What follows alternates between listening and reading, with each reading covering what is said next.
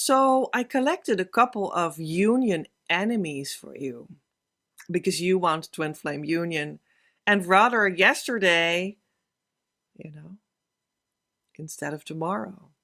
But what are the things that work against that? So, maybe you can be on the outlook for these things and not do them so that union is on the horizon for you real soon.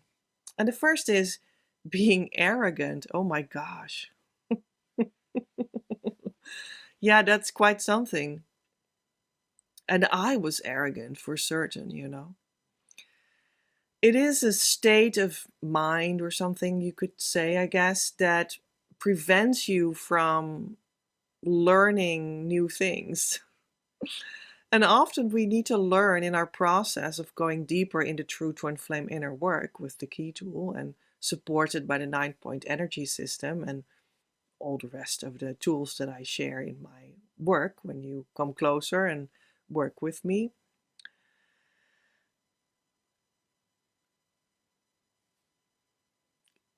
You'll need to be open to learn new things, but often that means to learn what's really going on. Like, what is actually going on right now? Because I think that it's their fault and they ran away. But what is actually really going on? And what is actually going on with me? Instead of talking about them. Because when I talk about me, I can do something about that. That's where my power point is, my point of power, PowerPoint. Anyway, I was thinking about a computer program suddenly, but anyways, you understand what I mean. It's your point of empowerment that you can do something about, right? In yourself. That's why it's called the inner work. So being arrogant keeps that away from you. That potential to go to your empowerment and work with what's really present inside of you and open yourself there. While that is actually a deepening of that is actually the door towards your source, to the divine, where you are already one with the true twin flame. So that's actually where you would like to go for twin flames. And when you think you already know what it is and who it is and what the twin flame work should be like, and you already think you got the right mindset and you know everything already, then, well, you are being arrogant because you don't have the union results yet that you desire. That's why you're here. That's no problem. It's just that being arrogant takes that away from you. And in a relationship, can you imagine being arrogant in a relationship? That doesn't work, right? And in a union, in your twin flame union, you do want to have a relationship in the end as well. It's just really also a person to person thing that's starting to happen there, like it's communication, it's a relationship. And imagine being arrogant in that relationship. That the other person would be like, well, I'm sorry, but there's no way we connect, really. It doesn't connect here. There's no connection. It's just trying to hold the connection away. And that is not relational. So you can already start to sort of train that, if you will, on yourself before harmonious union, before building the union life in that consciousness state of harmonious union. You can already start to do that with yourself now. And many people, and that's also advised, work with the twin flame teacher one-on-one or in a group to prepare correctly the whole idea of relationship with between them and the twin flame teacher, and how that goes in union. And that's very effective. And that is also a place in which I, as a twin flame teacher, can feel if you only want to have your preconceived notions acknowledged, or if you're not arrogant and open. And that is already where it starts, that you can work on that. I can't pass on harmonious twin flame union, the consciousness state that you really want to go to first. That's for everyone. When you are arrogant, I can't pass it on. It's just harmonious twin flame union consciousness state repellent. Because I only can pass it on when I am not arrogant. And having my arrogance broken is also the only way I grew into being a teacher of it in the first place. You can't come here when you are arrogant. It's not possible. And every time it starts to show up for me, I am reminded again of that. Because otherwise I can't be your teacher. So, and the second union enemy is being stubborn. Well, I guess that's actually a little bit the same. Yeah. Well, I guess it has a lot to do with wanting to keep at what you know. Wanting to keep at, for instance, with twin flame ideas or like knowledge, and like you have learned from so many sources on YouTube and on blog articles and whatnot, all these ideas that are not reality, but you stubbornly want to keep it at it, through which you can never reach harmonious twin flame union, the consciousness state, and therefore start to build in harmony and joy with the true twin flame, your actual union life and mission life that is going to start there. Yeah, because you stubbornly hold on to what you thought you knew, what you had heard on all these illegitimate places, I would say, because I want to be giving truthful information. That's why I say that. Or, which is what I did as well, or you're holding on to the past.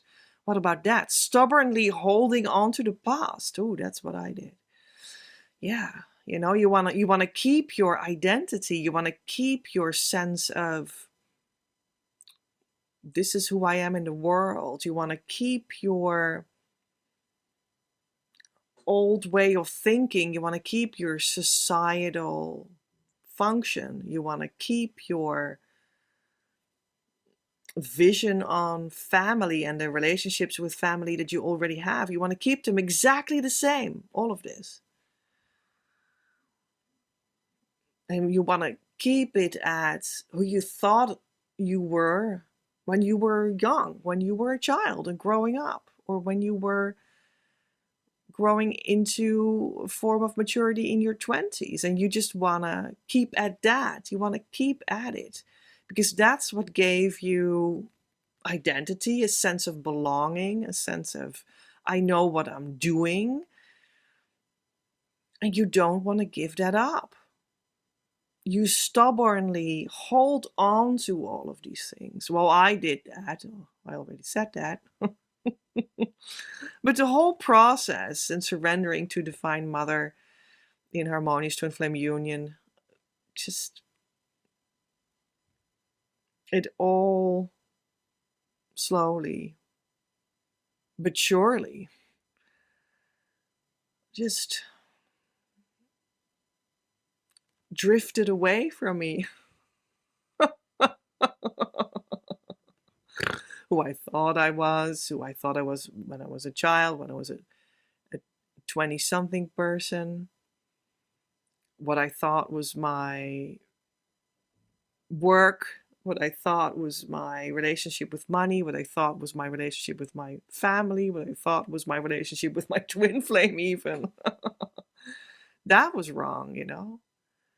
Oh, that's a good one too, actually, now I think about it. Because I was thinking about how Divine Mother, you know, was trying to make me let go of, oh, please let it go, Petra, please let it go. It just took a long time. About old ideas about what it means to be a twin flame and a twin flame teacher, old ideas about what I thought it was like to be an online coach and make money and have a profession like this and whatnot. And what I thought about, how I thought about what kind of things my books needed to be about that I write and whatnot. But actually, maybe that's more relevant even. It's like, oh my gosh, my ideas about who the twin flame was. Well, of course, I kept on believing for a long, long time, quite steadfast in the false twin flame or false twin flames. And well, they brought me to the borderline, you know, of where the truth was eventually. So I guess that's a reason to be really grateful for them. But also in my true twin flame relationship, because I knew him all the time, I was stubbornly, this is really a good one for me, stubbornly holding on to who I thought we were towards each other. I mean, it was sort of vague and we were sort of acquaintances, but it felt like we were good friends. That's how it felt in the heart, essentially. And I was stubbornly holding on to, even like, well, I wanted to know more about it and what it was about and whatnot, but at the same time, I was like staunchly holding on to, like, well, we're sort of friends and that's it. We're sort of friends, that's it. We're sort of friends, that's it. It's kind of weird, but we're sort of friends, I guess. That's it. And I kept on holding on to that mental idea about it, strangely. Well, now we know because I was deeply afraid of love. Because the love that we talk about for true twin flames is divine love. And that is, well, that's real love. It's the only love that's real. But it just, you know, it has a huge influence on you. And I was afraid of that influence. I think that's the next point. So hold on there. So I was stubbornly holding on to my idea of what kind of relationship that was. And I was not allowing myself to actually feel that this was the true twin flame.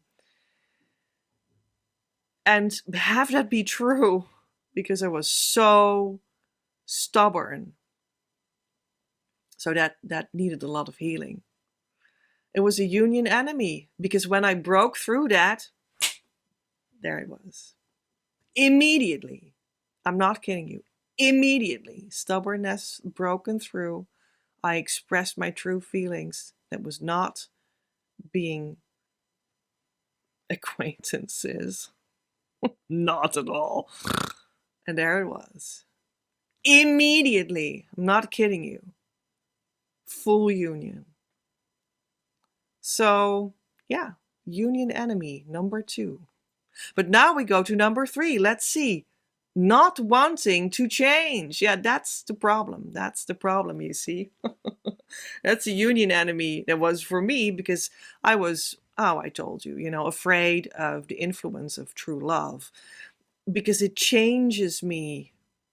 It would change everything about me. It would change my sense of identity and how I stood in my work and who my friends were and what my relationship with my family would be and who my twin flame was. It even ended the whole idea of not knowing how to get to the twin flame. And I'm searching for it. Searched for so many years. And I feel so romantic about that. I felt very romantic about the idea of not knowing what I was doing and like trying to find out ways that were potentially published on the internet or something that would work out for me. That was long ago.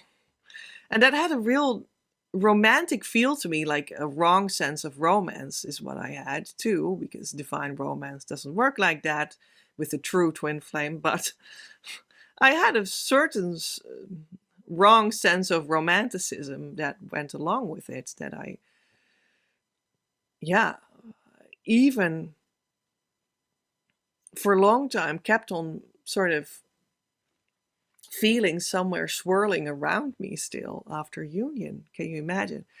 It was like, oh, that was actually a fun time in a sense, because it was so melancholic. I don't know. I was a melancholic person, I think, in that sense. And I loved the feeling of melancholy, of like, you desire it, but you don't know how. And you look onto the internet. And I love researching, so I was trying to make that work, but that's absolutely not how it worked out for me, or how I found the truth or whatnot. It was all a misconception that that's how it worked. But I was doing all of that because I can see now, because when I would let the true divine love in, I would know who the true twin flame is. I would need to make steps to make it come true, and that scared the heck out of me. And I would not be able to be in this melancholic romanticism anymore that I loved. And everything would change. Things would change. Because it does change you. That's for everyone. It does change certain crucial things for you that you may hold on to for dear life. For everyone on the twin flame journey, there will be something, some sort of detail in a corner that you really think like, but I'm not going to change that one. That goes too far. Maybe I'm willing to change, to let love in. But when you need to move to the other side of the world, or wait 2 more years until you can finalize everything, or I don't know, need to be outspoken about it because otherwise they will never know and it can't progress, or something that you really look at and say, oh my gosh, let me run away. Then you don't want it anymore. You're like, oh no, that change is too far. I don't want to move over the half the earth. I don't want to, well, everything that I touched. I don't want to essentially speak my mind about my love. That goes too far. That was certainly one that I had. But when I did it, union was immediately here. For everyone, there will be something that you will feel about like, that goes too far. But it will change. Otherwise, you just reverse the process and lose your state of consciousness of harmonious twin flame union, and lose connection with the twin flame and go into separation again. There is a lot of change that will happen. There will be a continual change afterwards, because you also change your point of reference. It's not anymore the fixed home and fixed body and fixed material that we're looking at, but we're looking at the soul is now the focus. And the material things can change continually. That's That's where it will lead you. And it's like a different life approach. And when you truly surrender into that, you'll love it because it will be the answer to everything, and the making come true of all healing that you ever needed, and the start of your true joy, and the start of the coming in of your abundance. So don't be afraid. 4. This union enemy is called projection. Oh yay, oh yay. Oh, that's oh my gosh in Dutch. Oh yay, oh yay. My twin flame says that. Anyway, projection.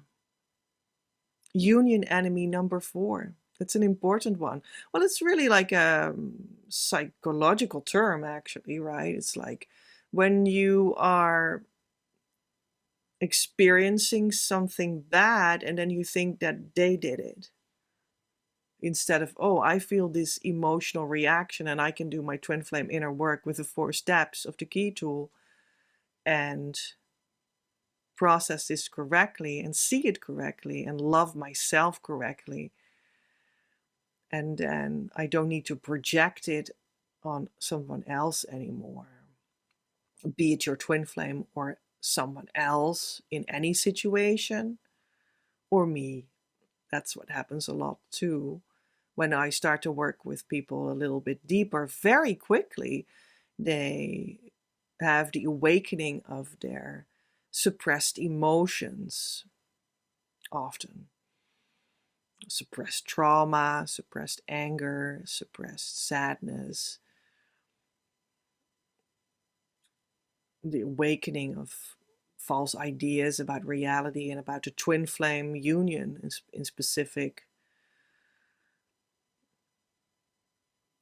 And the idea of the psychology of projection says rather quickly, oh, it is my fault. Now it's my fault, right? That you feel anger, that you feel uncomfortable, that you feel threatened, that you feel like your preconceived notions about twin flames is threatened. And it's my fault. I did it. Well, that's projection, and that's a union enemy. So that you know. And it's actually really good, when people have their suppressed emotions and suppressed trauma and whatnot come up real soon after they work with me. It happens all the time. So maybe good that I talk about it, right? It happens all the time. It's normal because the healing power is rather ginormous that we have here. That is because I'm connected with Divine Mother and I have a repaired relationship with Divine Mother. And that is the basis of what I pass on in like the invisible healing that it is about, that you need to go to your twin flame union. And it works rather quickly and automatically. And that's a very good thing because there it comes. Suppressed emotion comes up so that you process it and then go to this incredibly purified place in which it is very easy to actually go to the consciousness state of harmonious twin flame union. So that ought to happen. It's the right thing, but often people don't know how this works or what will come up. They don't know themselves in that capacity, and then it comes up and they don't understand where it came from, but it came from within you. And you can be very grateful that you, through it coming up, can now let it go. It's just a side effect of healing or a healing crisis going towards a purified state. So that is also everything to do with projection. Yeah, sometimes people make me their abusive mother or something, That's really the psychological idea. And I'm not that, so. All right. Let's go to Union Enemy 5. I think it's time. The drama of contrast. Yeah, I've seen that. I've seen that happen for people. Very interesting that they are wanting to, oh, also for myself in the past. Yeah, I see that. I see that. That we are almost like addicted to the drama of contrast, you know? There's a whole body of work that comes forward here with the messages, with working together, with the e-courses, with all kinds of things. All kinds of opportunities open that are really made by Divine Mother out of union consciousness, out of only one answer that is used by your soul to pave and sort of the fortitude of your union, right? And then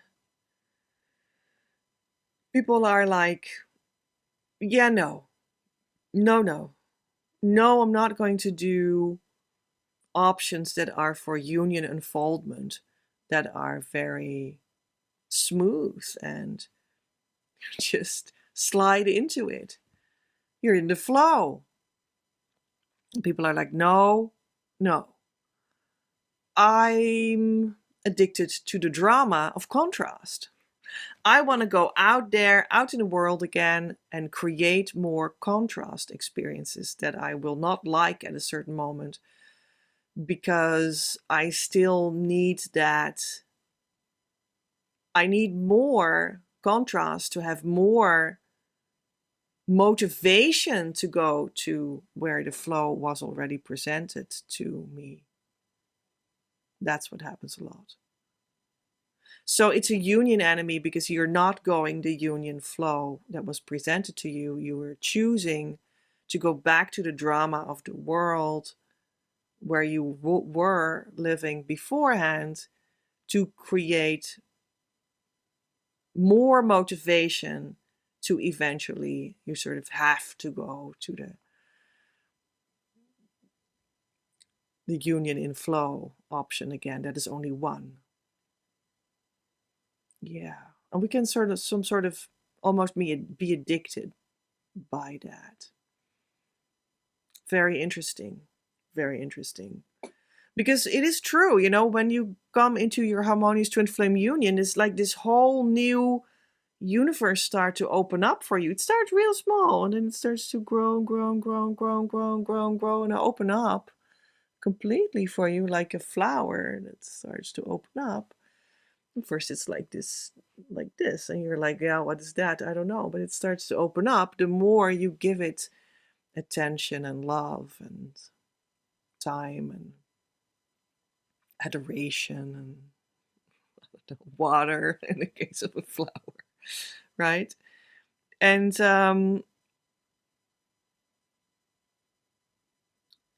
this whole new universe that has opened up is actually very like smooth. It's like it's like one. It's like union, right? It's like the flow, and everything is that, and it's in and around you everywhere. You can't escape it. It's like everything starts to become real relaxed on a very deep level. Everything starts to become something with ease. Well, we know that when you come into the harmonious union consciousness state and whatnot, you still go through a whole bunch of deep healing, which can give rise to like experiences of, oh gosh, and oh, what happens here? I'm afraid. Oh, but now I can finally, you know, process the fear that was already in me all along. And then you deepen that relaxation tremendously. But yeah, in principle, it is really a smooth, soft, deeply relaxed place that you might almost fall asleep in if you don't fix that with just vigilance and mission work and doing beautiful things. And on a regular basis and whatnot. And that is so different that it can feel disorienting, and you want to go back to the drama of contrast. Yeah. But when you really commit, you will go more and more into it and actually start to be real happy. Real happy. But then truly happy. On a deep level, which does not mean that you are like frolicking around every day, smiling to everyone around. Maybe. But this deep relaxation is an inner peace that actually makes you pretty angry about the reality of the world as a new step, a new stage, what you start to see now. You're like, damn, now I feel so much inner peace, and it becomes all the more clear what a mess the world is, what a mess the people make out of their own lives. And that is actually all the more also true and in your face there. But you truly experience this deep relaxation of inner peace. And that is also clear, which does not make you frolic around, but actually it makes you very normal, and maybe even angry, so that you come into action with mission. Who knows?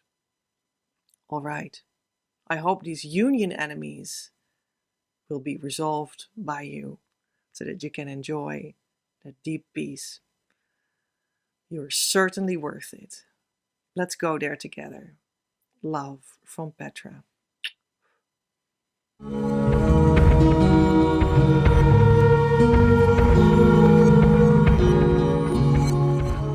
On Monday, October 21st, the devotional money game starts, and you are invited. We are going to play for 5 days, and maybe even a little bit more, because I usually feel, inspired to elongate the fun and the education just a little bit. We are going to work on your devotional money experience. What is that? And how is it relevant for Twin Flames? Well, we're going to experience that, but I just wanted to enlighten you already a tiny little bit about that up front, because you can already subscribe to Be in the Game, and the link is below. Because it will take place on social media. You will be able to download every day your private set of educational exercises. You will be able to be in the Facebook group with only devotional money game participants to be among each other. There will be opportunities to meet each other in a live Zoom call. And there might be other events inside of this 5-day plus event with educational material as well. Yeah. What do you think about the webinar? Let me know below. Who knows, we're going to do that too. Devotional money. Yeah, just to give you a little bit of what that might mean. We all have money in our lives.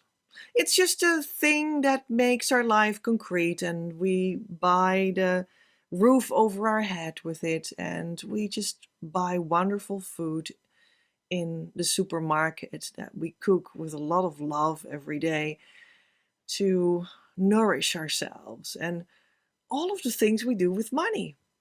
And we don't only spend money, we also earn money. We get money. Money flows to us from us helping other people, from us having a job that is meaningful in the context of society, and you get something out of that for yourself.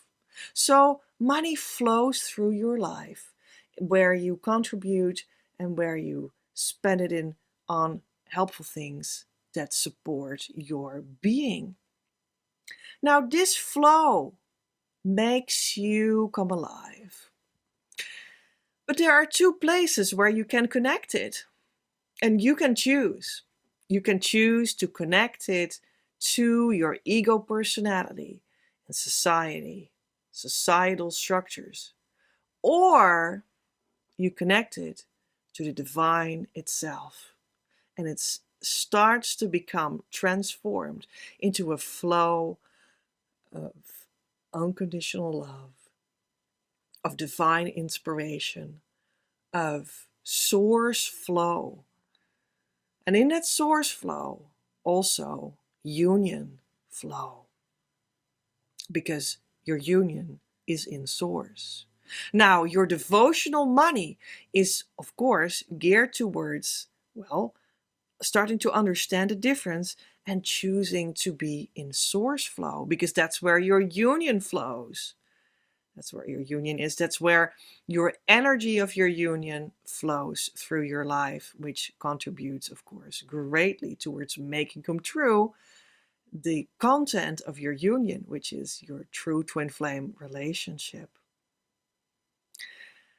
Because also energy is money, and money is energy. Your divine money is your divine energy. So your choice for that is a devotion. It's a devotional choice. And you're invited to think about that, to also actually think about making money and more of it too. Why not? But then again, also, but where do I connect this to? Does it connect to me as a twin flame in union, or does it connect to the world, to all the places where that is not? Devotional money game will give you experiences that will be truly helpful. And I love that for you. So let's experience that together. It's completely free, and you can add yourself to the crowd by giving me your name and your email address, because that's how this game is led. Just put them in the link, and I'll see you real soon. We start on Monday, October 21st. Put it in your schedule, and I'll see you real soon. Love from Petra.